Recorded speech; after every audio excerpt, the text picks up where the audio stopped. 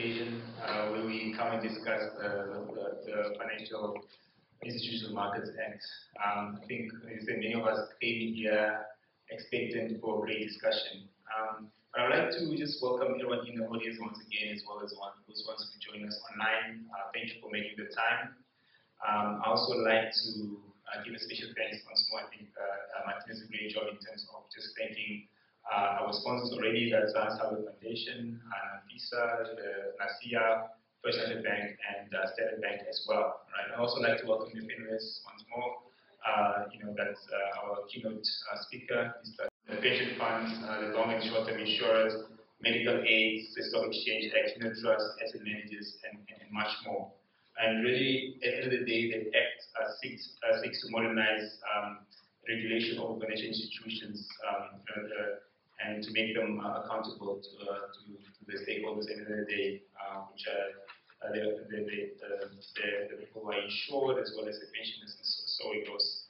And obviously, there's been some controversy, especially with the mandatory preservation, and we've seen that there's been a postponement on that, on 75% compulsory preservation under the Act for now, until there's further public discussion around it. And we'll see how that goes. Obviously, there's different views on it. Other areas of contention in the Act has been the increase in fees, which many of the market players are not quite happy about. They feel that they are unreasonably high, but maybe that can also be discussed today, as well as the increase in the compliance burden which is placed on those who are being overseen by FIMA. But still, I think with all of that being said, there's still a lot to be proud of. With our little small population here in Namibia, we actually are punching above our weight, especially when it comes to savings in the non-banking financial sector. According to the last FIMA quarterly report, which was released in December 2021, assets under the industry were 370 billion. That's quite significant. With the biggest one being chunk being pension fund assets, that was at 211 billion. And insurance assets, as well as medical aids, were at 76 billion. And asset managers in the country managed 207 billion of that money. So our pension fund industry is actually one of the largest on the continent, and our public pension fund is actually the second largest on the continent after GPF. So I think that's, as I said once more, that's a lot to be proud of. And obviously, even during COVID, we have seen an increase in assets, given that people have put a lot of money into equities, and that has driven the markets up. So with all this, obviously, there's a lot of stake, right? So prudent regulation is important, right?